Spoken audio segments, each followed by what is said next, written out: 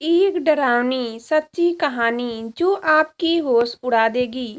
मदन उसकी पत्नी शोभा शहर में नए नए आए थे। वे दोनों यहाँ किसी को भी नहीं जानते थे। शोभा परेशान थी कि शहर में तो आ गए हैं, लेकिन यहाँ हम किसी को नहीं जानते, कैसे क्या करेंगे। मदन ने शोभा को जब परेशान देखा तो उसकी परेशानी का कारण पूछा।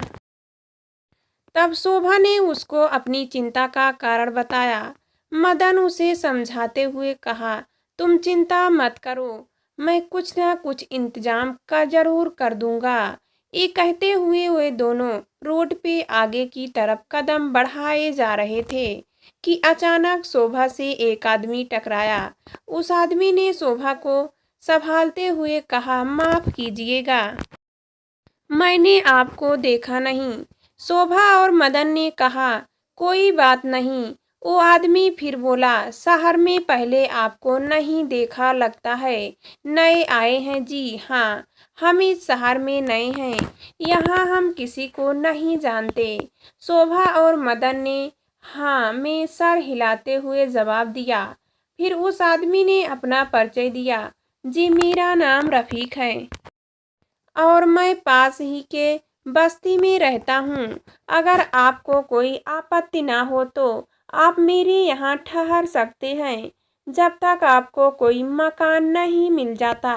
और वह शोभा की तरफ एकटक देख ही जा रहा था। शोभा सोचने लगी कि अचानक अनजान इंसान भला इस अनजान शहर में हमारी मदद करने के लिए आखिर क्यों तैयार है, जबकि आजकल तो बिना मतलब के कोई किसी को तक नहीं पूछता। शोभा सोच ही रही थी कि मदन ने उसके कंधे को पकड़कर जोर से हिलाया। अरे क्या सोच रही हो, चलो, अच्छा हुआ इंतजाम हो गया घर का, अब आराम से घर खोजेंगे। कहते हुए मदन ने राहत की सांस ली। दोनों रफीक के साथ उसके घर आ गए। आप लोग मुंह हाथ धो लीजिए, मैं बाहर से आपके लिए कुछ खाने को ले आता हूँ। कहते हुए रफीक शोभा की तरफ घूरती हुई नजरों से देखते हुए दरवाजे से बाहर की ओर निकल गया। रफीक ने जाने के बाद शोभा ने मदन से कहा, सुनिए जी, मुझे ये आदमी कुछ ठीक नहीं लग रहा और ना ही ये जगह मुझे सही लग रही। हम कहीं और चलकर रहते हैं। एक तो रात होने वाली है, ऊपर से भले आदमी ने हमारी मदद की है, उसका एहसान मनाने के वजह तुम उस पर शक कर रही हो। मदन सुलझाते हुए बोला। बेचारी शोभा समझ नहीं पा रही थी कि मदन को कैसे समझाएं, क्योंकि बस वही रफीक की उनकी नज़रों को महसूस कर पा रही थी और मदन था कि रफीक के गुण गाते नहीं थक रहा था। रात हो गई, खाना खा के सब सो गए।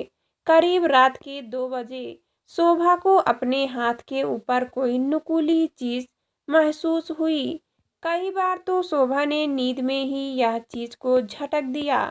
थोड़ी देर बाद फिर उसे अपने हाथ के ऊपर वो नुकीली चीज महसूस होने लगी। अब शोभा की आंखें खुली।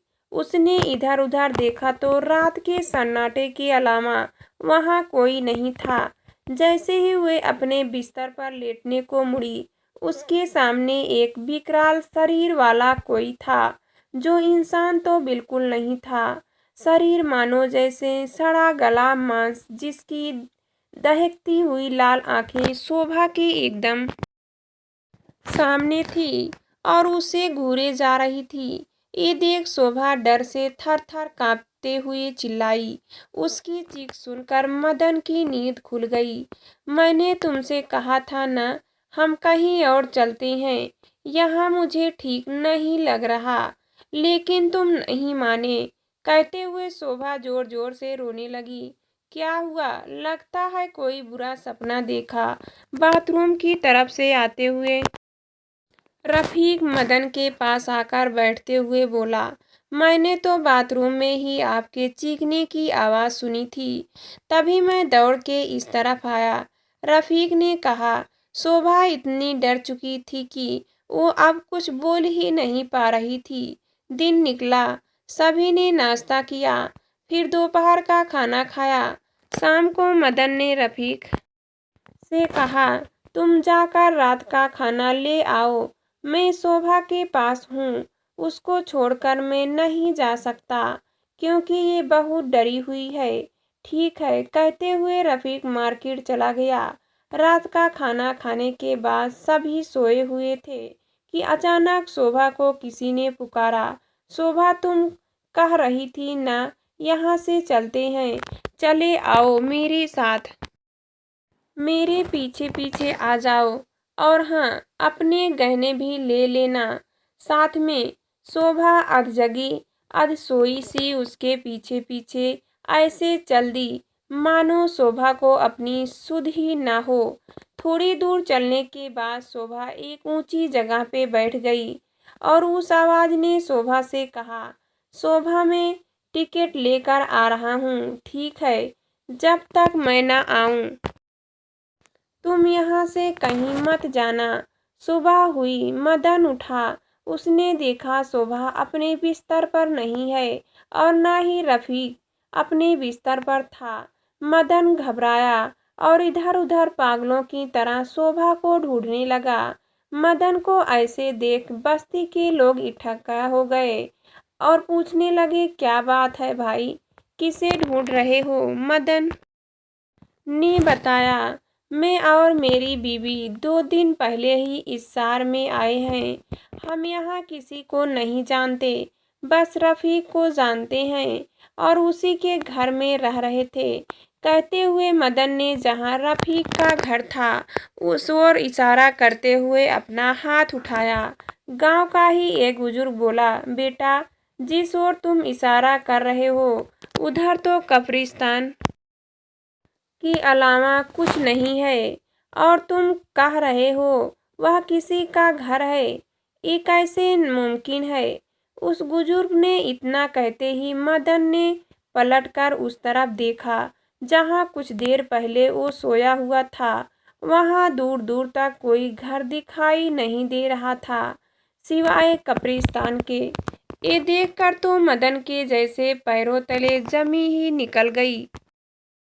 अब वो गांव वालों से वो सारी बातें बताने लगा, कैसे वो अपनी पत्नी के साथ इस बस्ती में आया, कैसे रफीक से मिला, सब कुछ बताया। कुछ लोग तो मदन को पागल भी कहने लगे कि ये ऐसी बहकी बहकी बातें कर रहा है, लगता है कोई पागल है। एक व्यक्ति ने मदन की बातों को ध्यान से सुना और शोभा को ढूंढने की बात कहने लगा। अब सब लोग शोभा को ढूंढने में जुट गए। सारे गांव में ढूंढ लेने के बाद भी शोभा कहीं नहीं मिली। किसी ने कहा, क्या घर की छतों पर भी देखा? फिर सभी अपने अपने घरों की छत पर चढ़ गए। एक युवक ने अपनी छत से आवाज लगाई, एक औरत सामने वाली छत पर बैठी है। जैसे तैसे तरीके सीढ़ी लगाकर लोग छत पर चढ़े, साथ में मदन भी चढ़ गया। ऊपर जाके देखा तो शोभा छत पर ऐसे बैठी थी जैसे मानो किसी का इंतजार कर रही हो।